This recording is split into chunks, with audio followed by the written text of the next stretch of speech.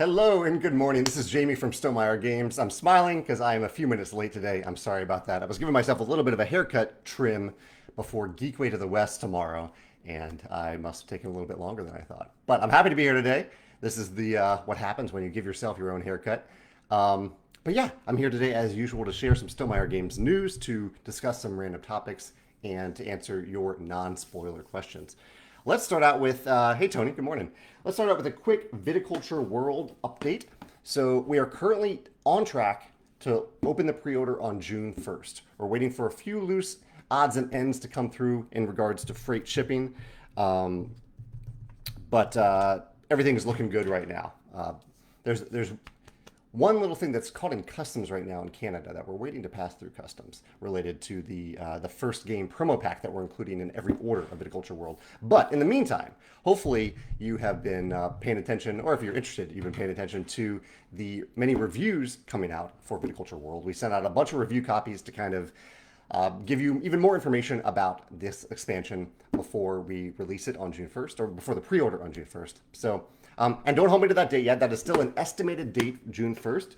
If freight shipping woes take longer, which sometimes they do, we'll bump it back. We're going to wait until we have all necessary products: Viticulture World, the wine crate, the first game promo pack, and the replacement cards. Wait till all those are in all four of our fulfillment centers in the US, Canada, Australia, and the UK before we will launch that pre-order. That way, once you pre-order, we can start pretty much shipping right away.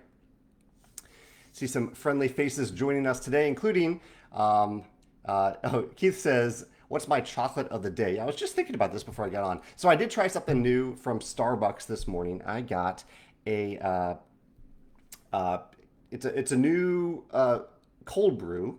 It was a chocolate foam cold brew, I think, from Starbucks. And don't worry, I won't drink this whole thing. This thing will last me like maybe 3 or 4 days. Yeah, it was actually quite good. So what I did, if you want to get the exact thing that I got, because I think this is a new thing at Starbucks, is get the chocolate foam cold brew. Only get one pump of the syrup, the vanilla syrup, and add a dash of sweet cream and get it without ice. That's exactly what I got, and it's actually really, really good. Really refreshing on a fairly hot week, or hot day in St. Louis, hot week here as well. Tony says, any hints of comparisons of the cost of the Viticulture Wine Crate Plus expansion?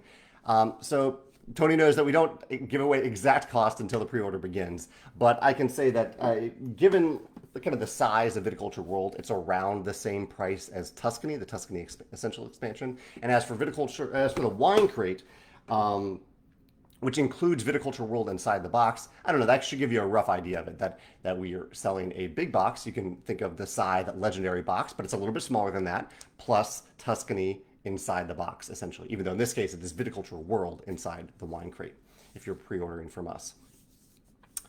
What else is going on? I wasn't in a documentary. I was filmed for a little bit part in a documentary last week. A filmmaker named Simon was in town for a different documentary, but he is working on a documentary about hobby games and hobby tabletop games, hobby board games. And I am definitely not the main feature at all of this documentary, but he realized while he was in town for this other documentary that he might as well get a little bit of footage for me, which was really flattering for him to even think of me while he's here in St. Louis. There are lots of amazing game creators here in St. Louis. And he thought of me, and he reached out, and he came over to my home office, and he filmed some footage that I'm guessing will end up being like, maybe I'll have a line or two in this documentary featuring much more interesting people like Elizabeth Hargrave. I think she has a pretty big part to play in this documentary. And it was fun to do. I stumbled over a few questions, which is interesting because I don't know. You won't see it in the documentary actually, but there are a few questions where he asked, like, Jamey, how do you define hobby, or like the hobby? And I really struggled to answer that succinctly because I'm not usually asked big picture questions about that. I think I'm much better at answering specific questions and giving like specific examples. I'm better at example driven answers rather than I don't know, more heuristic definitions of things. So it was interesting to learn that I have a big blind spot when it comes to that type of question and answer. I need to get better at that. But it was fun to film this documentary with Simon, and I think it will release in Canada around this time next year, and then hopefully it'll come to some streaming service maybe in the US and film festivals here in the US next summer. Tim says he's been watching Is It Cake on Netflix. It'd be nice if they do board games for one of the episodes. That would be really cool, Tim. Megan is a big fan of Is It Cake. She had a lot of fun watching that. I think just the first season right now. I also saw that Netflix has a kind of a silly show called The Floor is Lava. I think that's the name of the show. Have any of you watched that? Is that any good? It looks fun, but I don't know. I don't like watching shows where people get hurt, and so I'm hoping people don't get hurt on that show. But it does look kind of like silly fun. The shows we're watching right now, we're about to finish the first season of Our Flag Means Death, which sounds grim, and it is a little grim, but it's mostly a comedy about someone who decided to be a pirate but didn't quite know what he was getting into in becoming a pirate. A guy named Stede Bonnet, which I think he's actually based on a real person. That's on HBO. We're enjoying that. And we kind of need a good nighttime show. Like last night, we normally watch a show, but instead we watched a movie on Paramount Plus. We watched The Lost City, which was actually quite fun, quite good. But we need a good nighttime show. Nighttime shows for us are longer shows that are at least like 45 minutes to an hour. And we're kind of bouncing around between a few of them that we kind of feel obligated to finish, but we aren't finishing any of them.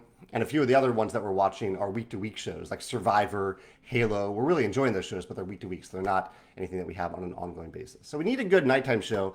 I'm considering, what was it? Reacher on Amazon Prime. That looked pretty good. Considering, what was the one about the post-apocalyptic... Something post-apocalyptic on the midnight something. It's on HBO. It's fairly recent. I think the season just wrapped up recently. Maybe someone can remember what it is. What was the name of it? The Midnight Show, the Midnight Theater, or something like that. It's about a Shakespearean theater in a post-apocalyptic world. Yeah, I think those are the two that I was bouncing around between. Anyway. Let me know if you have any recommendations. Josh popped in to say that he's getting ready to hop on a plane to Geekway. Let's get a game of The Hunger in. I'm very much looking forward to that, Josh. So anyone who's attending Geekway to the West here in St. Louis over the next few days, I'll be there mostly in the afternoon because I'm going to do some work in the morning, I'm going to do some work in the evening, but I'll be at Geekway, I think, from somewhere in the early afternoon to the evening, to around dinner time. I will be in the fully masked section. It is a fully vaccinated convention. If you're hearing about this for the first time right now, it's too late. But if you're listening to this and you're like, oh, I'm going to Geekway, I didn't know Jamey was going there, I would love to play a game with you. And I have a list of games on my my personal website, jameystegmeyer.com, where I'll try to pull up the games that I'm looking to play at Geekway. Let's see if I can get this up. Geekway 2022. So basically, one of the things I love to do at Geekway to the West is play a bunch of games that I haven't played yet, that I'm excited to play. And especially with people who love those games and are excited to play them with me. Should have had this prepared here. I know it's kind of hard to find on my blog for some reason. So let's find it right now. Okay, here we go. Geekway.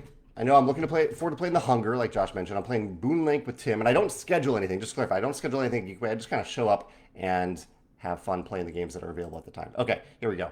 I can now paste the list. Here are the games that I'm looking forward to playing the most at Geekway. Oh, I needed to add...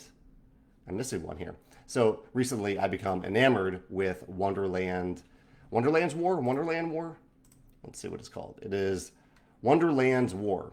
And I really want to play Wonderland's War. So let me add that to the list. I'll add that right around here. Okay. Wonderland's War. I know you can't see what I'm typing here, but I'm going to paste it in a second. Here we go. Copy, paste. Now you can see them in the comments below. And for those of you who are listening and not reading, those games are kind of roughly in order of how badly I want to play them. Are The Hunger, Radlands, Boon Lake, Wonderland's War, Dead Reckoning, Moonrakers, Bequest, Ethnos, Ethnos, I guess that's how you say it, Undaunted, Key to the Kingdom, The New Key to the Kingdom, and Picture Perfect are the games that I'm most looking forward to playing at Geekway to the West. Yeah. What else is going on? George says, am I watching Better Call Saul on Netflix? You know, there are some shows I've learned when you're in a relationship, or when I'm in a relationship, there's some shows that I have to compromise on that I can watch in my free time, but that Megan isn't as interested in. Rick and Morty is one of them. Better Call Saul is one of those shows too. And so not watching that right now, but I'm looking to catch up on it. I think I watched through season 3 or 4 and then got in a relationship with Megan and stopped watching it. There's also a show I'm kind of hoping that Megan will give this one a try. I don't watch every Star Trek show. In fact, I've never watched an entire season of any Star Trek show. But I've heard great things about the new Star Trek show. I forget the name of it right now, but it's on, I'm guessing, CBS and Paramount Plus. I've heard great things about it. So I'm kind of curious to give that a try if Megan is open to trying it. So we'll see if she'll give that a try. And I need to give it a try too. It may not be for me, but I've really enjoyed the Orville quite a bit. And while I don't expect a Star Wars show to be as comedic as the Orville, I do like really good, well-done sci-fi, and it's gotten great reviews. Let me know if you're watching that show. William says that he is really enjoying Severance, and we did watch Severance. We really enjoyed season 1. But season 1 is over, so we're just waiting for season 2 now. But I would highly recommend Severance as well. Tim says, have I watched Ozark? It's just had its series finale after 4 seasons. I haven't watched it. I think maybe Megan has watched season 1. I'm open to trying it. It looks a little dark for my typical taste. Tim, I think you veer a little darker than I do in your TV taste, but perhaps we should give it a try and see if we get hooked on it. Chris said he enjoyed Reacher as a nighttime show. It's great, but people get hurt. That's interesting. Yeah, I figured. I don't know. I don't seek out violence by any means when I watch shows, but if it makes sense for the show, I'm okay with it to a certain extent.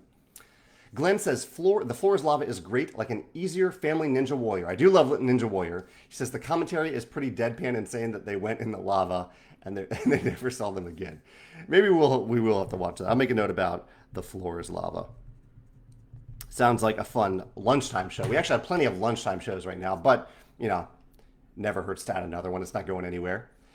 Quint says, what are some good roll-and writes for young kids? And he also said that Reacher is great. Some good roll-and writes for young kids. What is like the lightest roll-and write that I have played? A Rolling Realms probably isn't good for young kids, but maybe once you get to 10, 11, I think a kid could enjoy Rolling Realms. That's a game that I created. It's not Patchwork. There's a roll and write by Uwe Rosenberg that resembles Patchwork. I think there actually is a roll and write version of Patchwork now too. That might work for young kids quite well. But there's another one that maybe someone can think of it in the comments. It's a roll and write that's like Patchwork. It's by Uwe Rosenberg, but it is not Patchwork. Let me know that in the comments. I bet that would work for kids because it doesn't require any words. You don't need to be able to read to play that game. Yeah. There we go. Tony comes through. Station 11 is the nighttime show that I have heard great things about and I'm curious to watch. Let me know if you've watched that and if you like it. Adam recommends What We Do in the Shadows. I love What We Do in the Shadows. That I would say is a lunchtime show because that's a shorter show, shorter comedy are my lunchtime shows, and we have watched that. Good recommendation. Tim also says that Shining Girls on Apple TV is on his radar. I haven't heard of Shining Girls. I'll have to check that out. Shining Girls.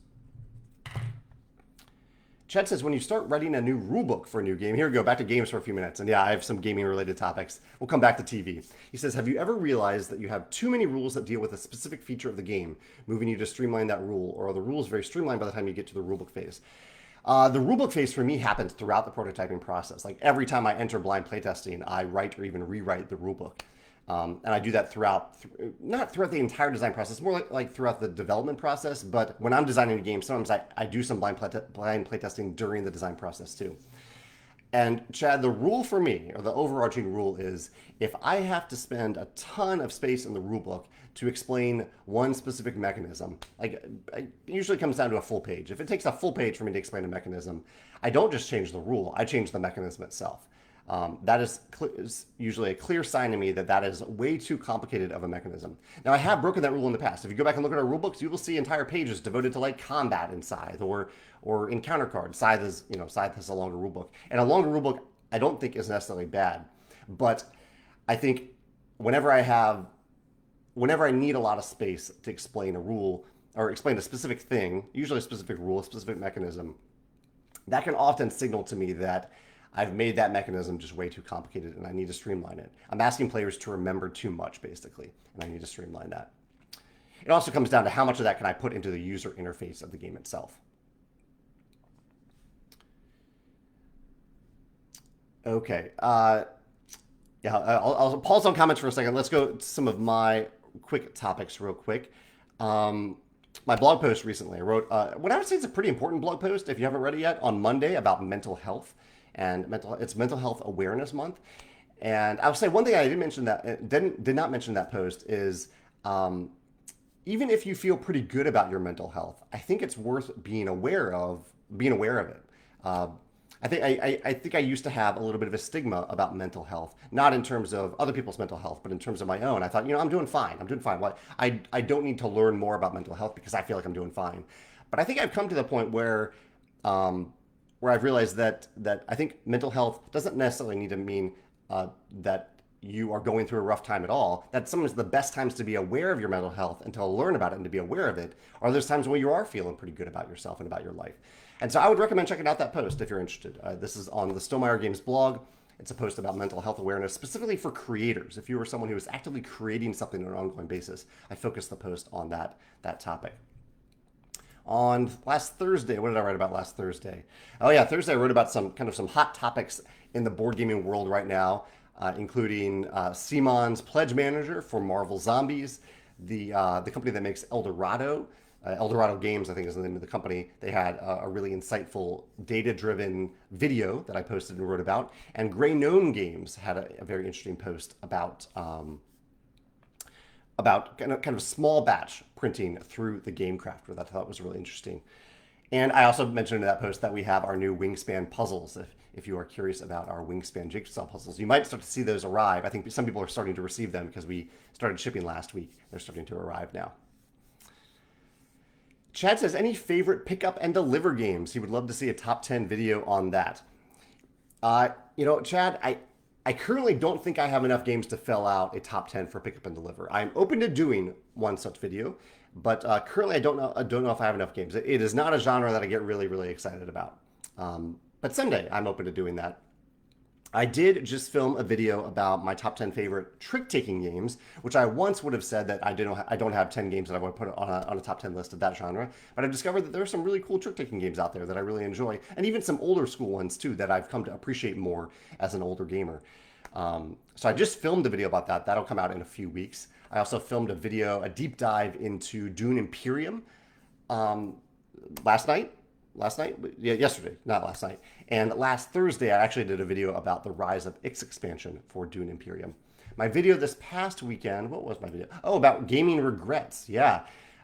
People seem to really like this video or be intrigued by this video about things that I regret in games. Yeah, 15,000 people already have watched this video about design regrets, which is way more than my typical Sunday video gets. So might have to, I guess people are drawn to seeing that type of insight about our games, or maybe regrets are appealing. Why do you think that video was appealing? I'm curious about your thoughts. Was it just seeing me talk about games that we've published and that I've designed, or was it specifically the regrets that maybe drew you to that video? I have found that post about like mistakes, my mistakes in particular, are often interesting for people to read. I think maybe it's a clickbaity thing, but it's not clickbait because that's what I'm actually writing about in the post. Yeah, I don't know. Chad says, any favorite... Oh, no, I'm just rereading Chad's comment now. Tim says, Strange New Worlds. He says he is very much enjoying Strange New Worlds. That is the Star Trek show that I was referring to a second ago. George mentioned the book club. Yeah, last week was the first session of the book club for my book, A Crowdfunder's Strategy Guide. I'm not doing the one this week because I have Geekway this week, but I plan to do one next Thursday.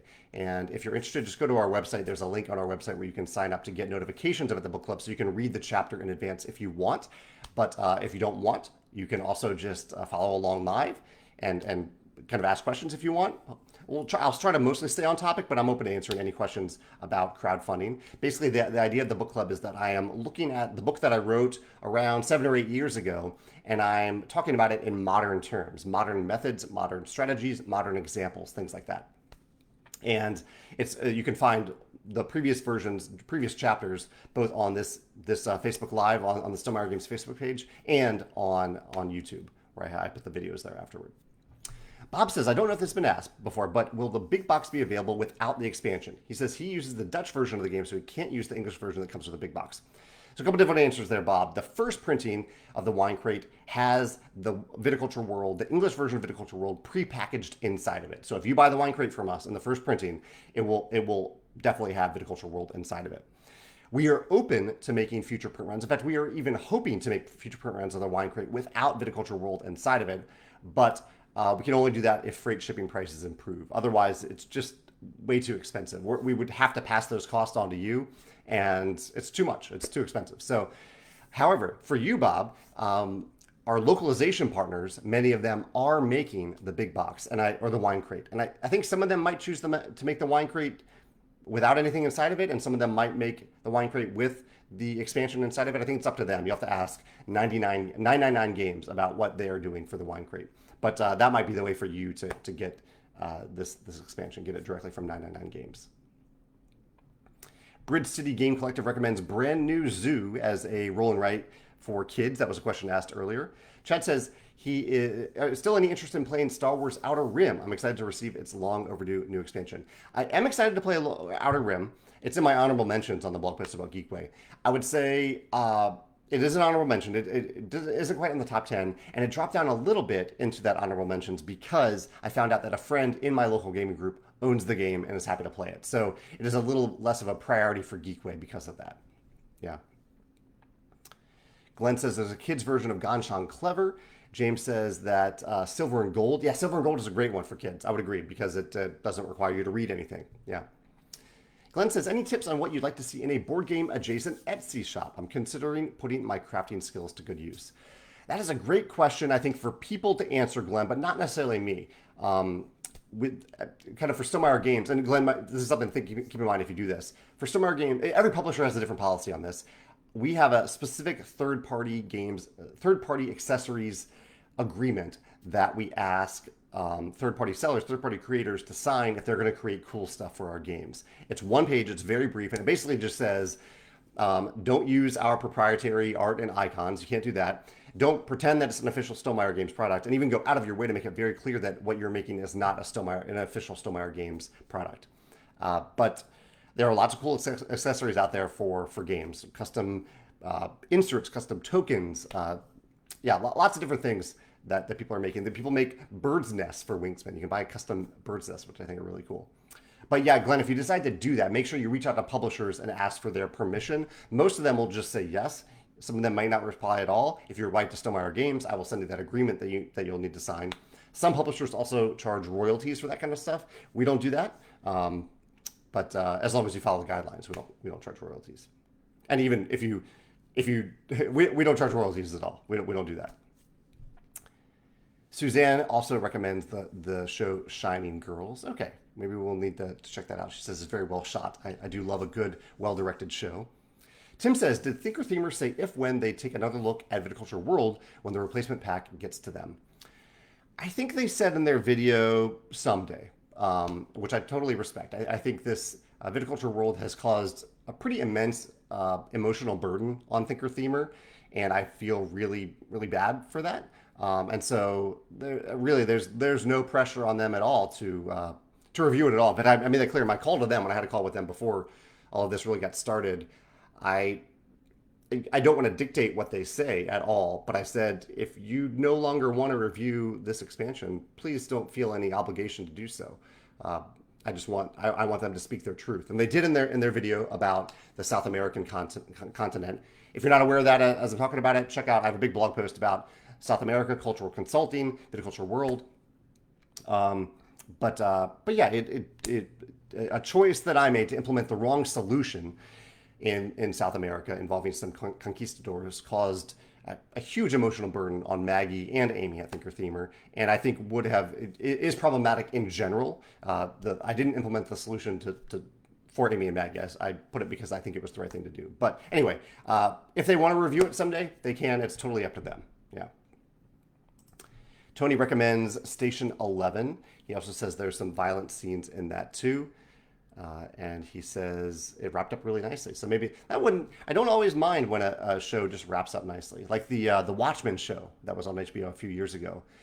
It was self-contained. I love that it was more like a mini-series than a TV show. I think mini-series indicates that maybe it's a self-contained thing, which I often like. Chad recommends The Thing About Pam. I haven't ever heard about The Thing About Pam. I'll write it down. That's on Netflix too. The Thing About Pam. What else have I been up to here? Rolling Realms. This week's Rolling Realms live plays in the Rolling Realms Facebook group. We're on Monday, Tuesday, and this afternoon will be the third one, round 3. We've also been testing some new promos for Rolling Realms. I'm really excited about that. For other related things related to Stonemaier Games, we are officially working on the Stonemaier Games Discord channel that will be open to any Stonemaier Games fan to come and chat about anything Stonemaier related. And we've even opened, kind of inspired by Garphill Games, we opened some channels within that server that are open for you to talk about anything gaming related, really. We haven't made it open to everybody yet. We have kind of a core team that's working on making sure all the bots work and stuff like that. Some people that really know Discord very, very well. But we're planning to make it live for Stonemaier Games Ambassadors on the 15th, as we usually do. And then for Stonemaier Games Champions, and then probably Champions, and then the full e-newsletter on June 1st. That's when it will be open to every Stonemaier Games fan to join. And it looks really cool. I think the community here is going to be really, really special. I don't think it will replace the Facebook groups that are on Facebook, but it will be a place where you can go and talk about Stonemaier Games in general. You can talk about specific games. You can find people to play games with you in real time, whether it's on a digital platform or remotely, like a game like Rolling Realms that you can play remotely. I think it's gonna be really cool, and we're flexible too. So I think the community will change over time, like how it's used, and we're flexible to how people actually use it. I'm excited about it. It's been fun to see it come together. Paul is here. Paul says, ever played Adventureland by Kramer and Kiesling from Hava? He's designing a 3D printable insert for it, and he's reminding himself how much he loves the game system. I am pretty sure I have played Adventureland once, Paul. It was a long time ago. It was at Pieces. I'm pretty sure that I've played it, but it's been a long, long time. And I'm curious to see what you do with your special insert for it. Jamey says that Merchants of the Dark Road is his favorite current pick up and deliver. And I do really like Merchants of the Dark Road. So that's one out of 10 for the list. And he says it might even be his favorite game in his collection. Constantly, he says it's currently tied with Ark Nova. That's awesome. 2 great games from the last year. Paul says, I think people watched the regrets video because they wanted to see if you would agree about their gripes with your games. I think that's partially true, Paul. Yeah, it was interesting to see the comments because I opened the comments for people to express what they consider the mistakes in our games to be. And most of that was really helpful for me to read. Some of it, the way it was expressed was hard to read because people were saying for sure, you made the wrong choice in this game, which is always tough to read when someone's so sure about that, whereas I consider all these things opinions. But yeah, it was interesting to see people's thoughts, and Paul, I think you're right about that. Ali says, do you have any updates to your top 10 board game arena games video from 2020? Garrett and I finally joined last night, and we are looking for recommendations. Ali, that is a great idea for a top 10 video because I have played so many more games on Board Game Arena now that I did in 2020. So let me go back. I'm going to make a note about that right now. Top 10 on BGA. I think that video focused a little bit more on games that I prefer on Board Game Arena over the tabletop version. I might be confusing that with a different digital games video, but I'll just do a video that's just about my favorite games on Board Game Arena, period. Like no restrictions at all. Yeah. Bridge City says they love the game Imperial Spells and Steam. That's a pick up and deliver game. I haven't played that one yet. Craig says, I like the regret video, both for hearing about your regrets and how you felt about your games after some time has passed. Yeah, it's helpful to get some distance between them. I especially found the choice of word discussion on Wingspan cards interesting. When versus if. Yeah, this was borderline for me, but one of my minor regrets for Wingspan, for which I'm not the designer, this is a discussion I had with the designer, Elizabeth, was that there's cards that are called when activated cards in Wingspan. And when you move your token onto them, you may activate them, but you also may not activate them. That is your choice. And so that combined with other cards that are when played cards, I think I've heard a lot of confusion from players, even though it's clearly defined in the rules and even somewhat by the text. They confuse when played and when activated, and they don't realize that they have a choice for the when activated cards.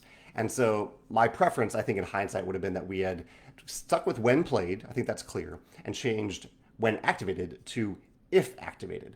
I also see some people saying that we could have just added the word may to all of the when activated cards. Say like when activated, you may But I don't know. I think the if it substitutes for the may and is more concise there. So I kind of wish we'd gone with if activated.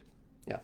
But it's a little thing. It's really borderline. I think it worked out too for Wingspan either way with when activated.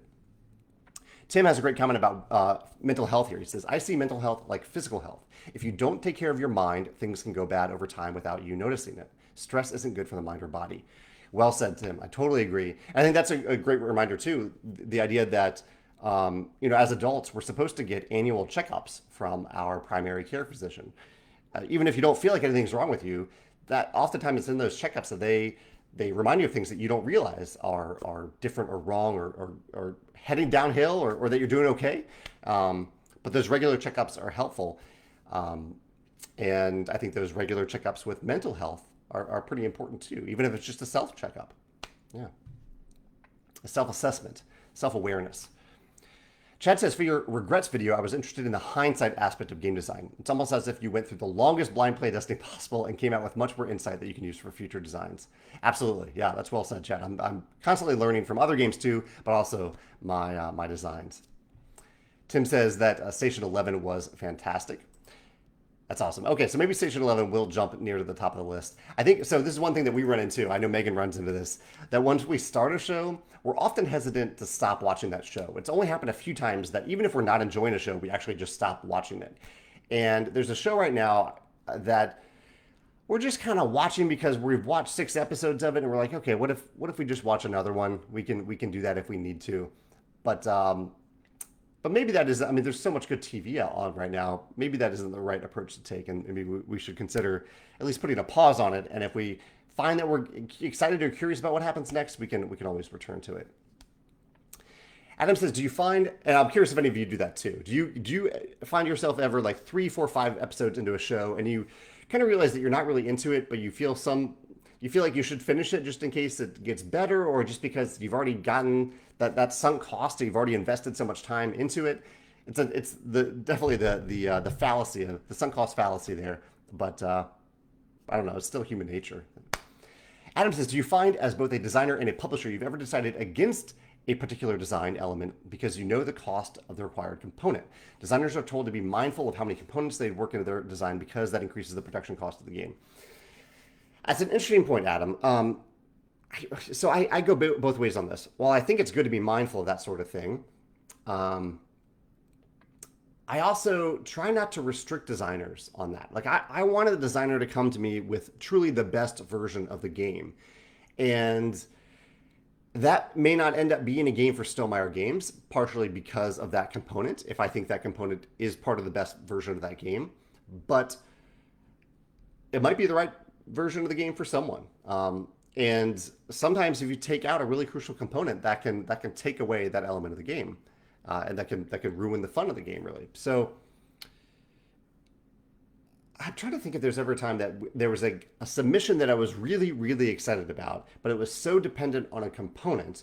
Actually, no, I can remember one. So, and I wouldn't say it was one that I was really excited about, but it was one I was intrigued by. There was a game that had a little catapult on it. You needed a catapult. I think this game has actually since come out, or maybe a game like it has come out. And I played it and I was like, this is pretty fun. Probably not the type of game that we would publish, but I think this is pretty fun.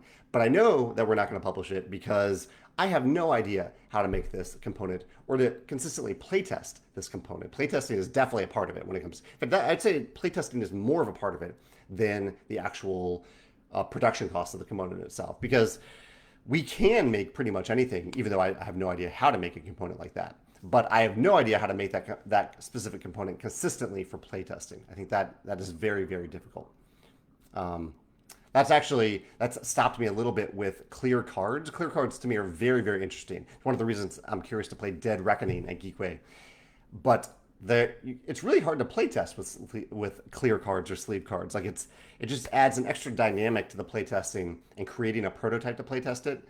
In person, we do most of our playtesting in person or on the tabletop, not necessarily with me there. And that makes it a lot more difficult. Tony says that his new to our game night game for this week was Nidavellir, a game that I still can't pronounce, but I have played a few times. It's on Board Game Arena, actually. And he says, I really enjoyed the game, but admittedly with this and a lot of games, I find it difficult to know what angle to focus on in order to win the game. He says he won by total accident. It seemed too obvious to me that the game would benefit from a player aid to show what each of the card collections provide, what the symbols mean, and so on. Is it always just cost prohibitive to provide these extra tools for the game? I would say it's actually rarely cost prohibitive to include reference cards or reference guides for a game. Part of it might be a little bit about table space.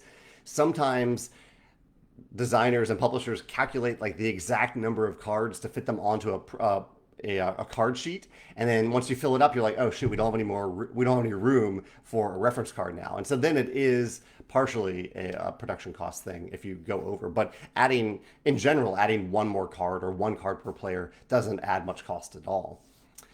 Tony, I think it is a weird thing to not always provide reference cards. I mean, we do it in many of our games. I'm trying to think of one of our games that I think in hindsight should have a reference card but doesn't. I think most of our games do have them right now. I think it's one of those things that sometimes a designer and publisher get a little bit too close to a game and they don't think, oh wow, like we're asking players to remember a lot of things or rules or steps to their turn or icons. We're not remembering that. I would say one of my pet peeves when it comes to reference cards are reference cards that are double-sided, where you really need to be looking at both sides of the card, but you can't because it's double-sided. So I prefer when publishers do that they include extra reference cards, where they have, instead of like for a 5-player game, you'd have 5 reference cards that are front and back, that you'd have 10 reference cards that are front and back, which does, I mean, it adds a little bit, but it is nice to have 2 cards in front of you where each side is a different thing. I also like the way that Dune Imperium does it. In Dune Imperium, I rarely have to look at the reference guide, but the reference guide is printed on the back of the character mats. And at the beginning of the game, you're given 2 character mats. At least that's the way we play. You choose one, and then you can just flip over the other one to have that reference guide, that turn-by-turn reference guide. I think that's a clever way to do it, too.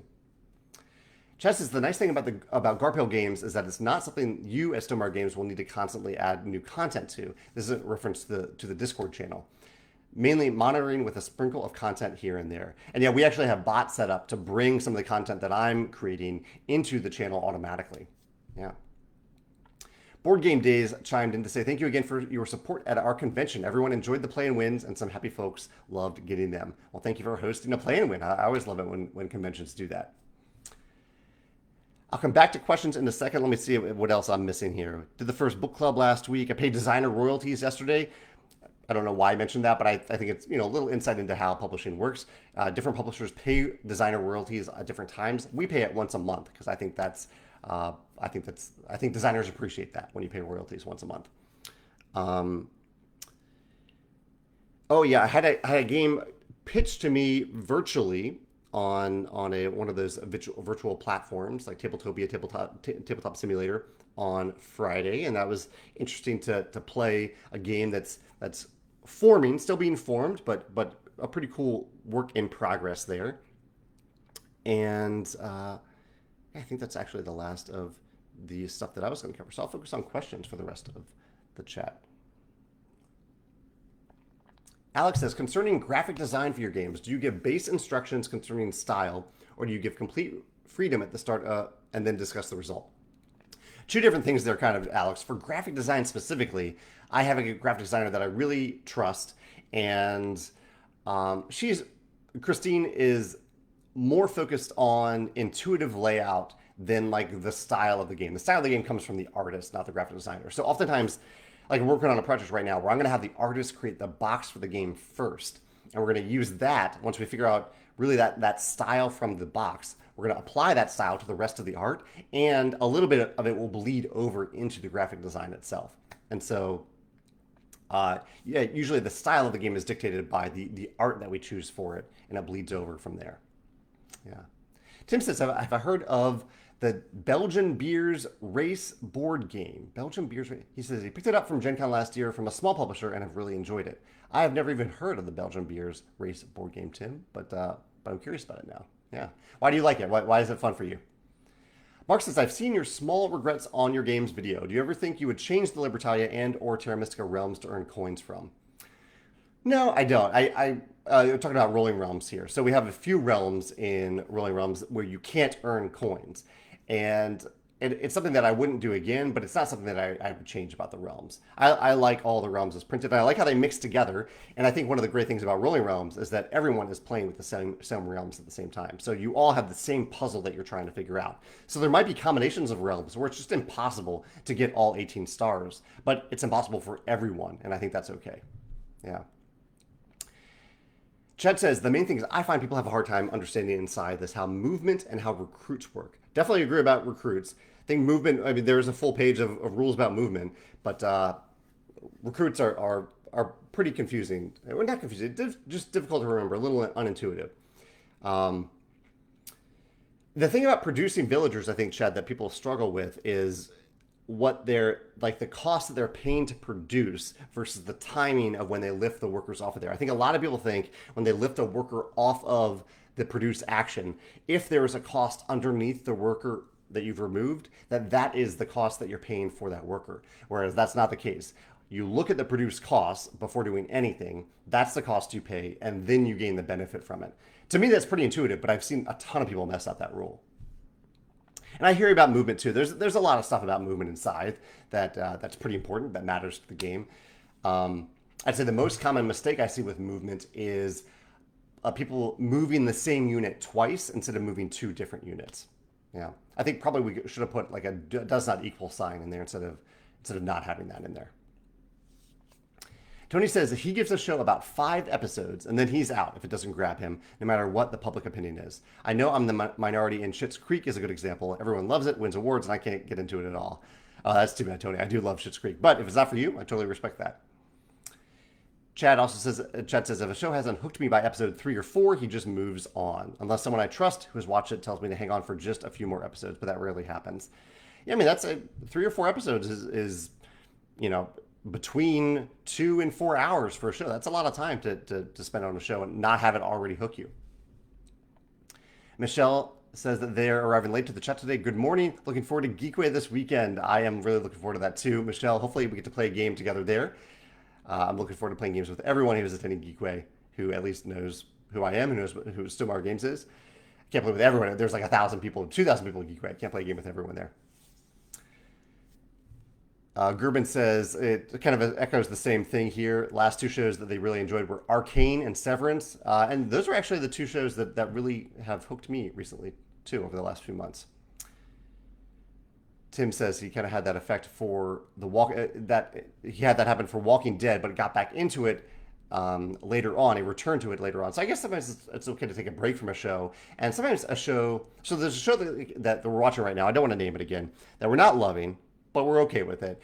And maybe I think we should pause it. And if the season 2 comes out and is really, really well reviewed, maybe we could skip ahead to it, or then use that as a motivation to finish season 1 and then carry on to season 2. Jeff highly recommends The After Party. I'm excited to watch The After Party. Megan watched that one without me, without realizing that I wanted to watch it. And so I do want to watch The After Party. I'll have to watch that one on my own. Nicholas says, are you saving up your orange shirts for this weekend? They're actually in the laundry right now. Yeah, I've got a couple orange shirts in the laundry so that I can have a clean shirt every day at Geekway. Highly recommend if you go to a convention, wear a different shirt every day. Pro tip there. Nicholas says, are there some to purchase online to prank you with at Geekway?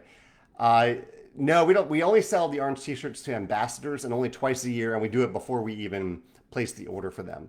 And there probably will be other people at Geekway wearing the orange ambassador t-shirts. In fact, I hope Stonemaier ambassadors wear the orange t-shirt there so people know they can ask you questions about Stonemaier games that are being played. And I appreciate you being open to answering those questions. Let's see, just scrolling down a little bit. I'm a little bit behind. Sarah says, there's been a lot of discussion in the hobby lately concerning the rising costs being seen in crowdfunding spaces. I know Stonemaier doesn't use those platforms like Kickstarter, GameFound, Game on Tabletop, but I assume you are also being impacted by increasing shipping costs, raw goods inflation, etc. Yeah, I've written quite a bit about that, specifically in terms of freight shipping on the Stonemaier Games blog. How are we navigating those issues? Will they impact the timeline of future projects?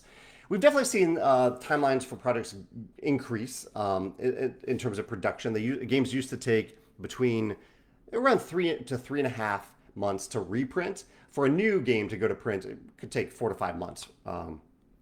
But we are now consistently seeing reprints take a little over 4 months. So we've seen that production time go up. Production costs have gone up a little bit. The biggest cost by far are the freight shipping costs. Freight shipping costs have gone way up. And we have increased our prices a little bit, but we've also gotten rid of the concept of MSRP for Stonemaier games. Instead, we now just have a recommended price that we list on our website that retailers can use if they want. But it's more of a recommend.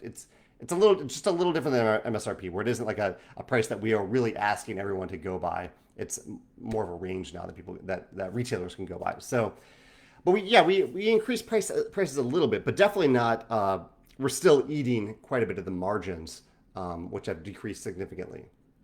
I would say it's a lot less sustainable now to reprint a game, or especially an expansion, but an expansion or a game. And so what I think we're going to see more and more often now are single print runs of games. We're going to see one big print run of a new game, and that might be it, unless that game is a huge hit. I think I think we'll see that more often. Sarah's asking how Stonemaier Games is navigating those issues, but really we are continuing largely as normal, and we've increased prices a little bit, but definitely not enough to make up for the increase in freight shipping costs. It's just enough to make it work for us. That's the main thing. I can comment maybe a little bit if you're curious about what other publishers are doing. Some of which I understand, some of which is a little surprising, because the margins still are pretty healthy on a Kickstarter project, on a GameFound project. When you're charging essentially what is full MSRP for a game, the margins there are still pretty decent. I think what we've seen some of those prices go up because I think the right thing to do for creators is to include the freight shipping cost as part of the landed cost. So landed costs are freight shipping plus the cost of actually producing the game. And you might tie in some other sunk cost in there too, like art and graphic design on a per unit basis. All those costs go into that pricing calculation for how you price the game on Kickstarter. And so if those costs all add up to $25 and you price the game on Kickstarter at $50, then your margin is roughly $25. There's a little bit of a cut that Kickstarter takes, but roughly you're earning a profit margin of $25. And then on top of that, you're charging shipping. Sometimes you subsidize and I'm talking about parcel shipping, not freight shipping, because freight shipping you've already included in that cost. And so the surprising thing to me that I've seen a little bit is I've seen that core cost on Kickstarter go up higher than I would think, even with the addition of freight costs, because that profit margin is still there. And then I've seen, in one example that I talked about last week, I've seen really, really high parcel shipping costs on the back end passed on to consumers. But parcel shipping costs, even though they have gone up, they haven't gone up to the amount that I'm seeing some creators charge their backers, which is a little surprising for me. But I don't know. I think creators need to do what, I don't know, I'm rambling about other creators now. At Stonemaier Games, we're doing what we need to do to hopefully continue to bring joy to people at a reasonable value, and price is part of that, while also being sustainable for us. Yeah, very long answer. Adam says, did Elizabeth Hargrave pitch Mary Poses to you? Kind of, yeah. Elizabeth came to me and said that she had Mary Poses available, and she was shopping it around a little bit, and I played it and really enjoyed it. And I asked Elizabeth if she would be open to making it a little bit of a heavier game than it was.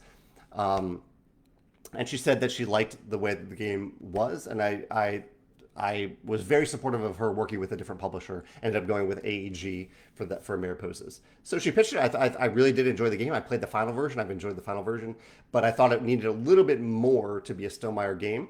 Not in terms of like the quality of the game at all, but in terms of mostly it's the sense of progression in the game that I was looking for a little bit more engine building. Because since then we've come out with games that are definitely lighter than Mary Poses. We came out with Rolling Realms, which is way lighter than Mary Poses. But yeah, and I'm very happy with how it turned out. But yeah, she did pitch it to us. Also, one other thing there is, I think it's really important for designers to work with different publishers. I think that's a good way to diversify your portfolio of people that you can work with. If you only work with one publisher and that publisher stops making games, if they stop being interested in publishing your games, you might be a little stuck there. You might feel a little stuck. Whereas if you have some great relationships with multiple publishers, that gives you multiple options when it comes time to release the next game that you're really excited about, or to pitch the next game that you're really excited about.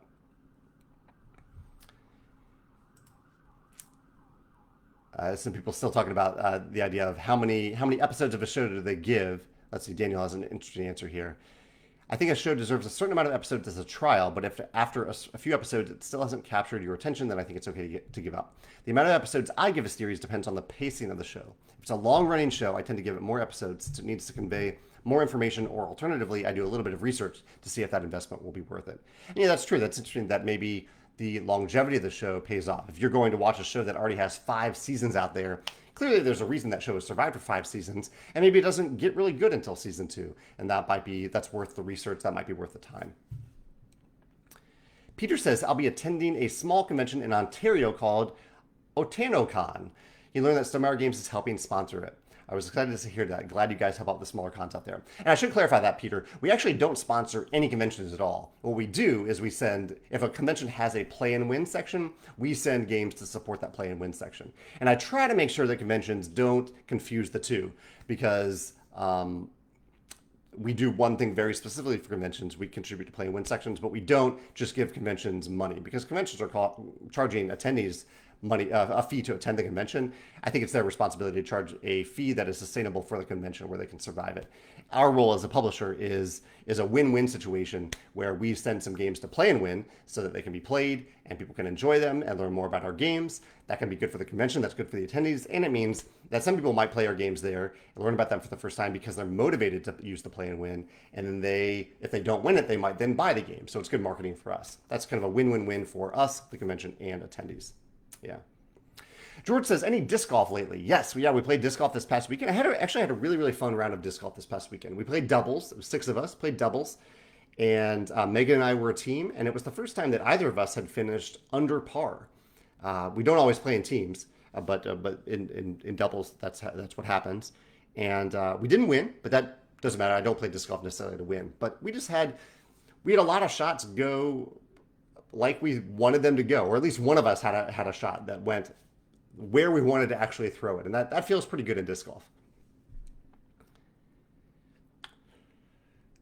Tony says, I'll go ahead and recommend the dark comedy Barry, starring HBO with Bill Hader as a hitman. We haven't watched that yet. That one looked a little dark for us, but maybe we'll give that one a try. Tim says, the Belgian beers race is a theme I haven't seen a lot in games so far. Players start in Brussels and go out for a weekend of tasting, buying beers while using time as their currency. I do love time as currency. If you drink too much, it takes you longer to get places. You get points for beers tasted, beers in your backpack, and how many times you share with a friend. The art is done by someone who designs beer bottle art. That's pretty cool. A lot of information on various breweries as well. That sounds pretty cool, Tim. Thank you for sharing that. Yeah, maybe we could also play that at Geekway after I get through some of my top 10 games to play at Geekway. After Boone Lake. Chet says, how are the boys doing? Are they enjoying the sun on the porch? It is pretty hot today, and the cats like going out on our patio, but they don't like going out if we close the door behind them, and it's a little hot for us to leave that door open today.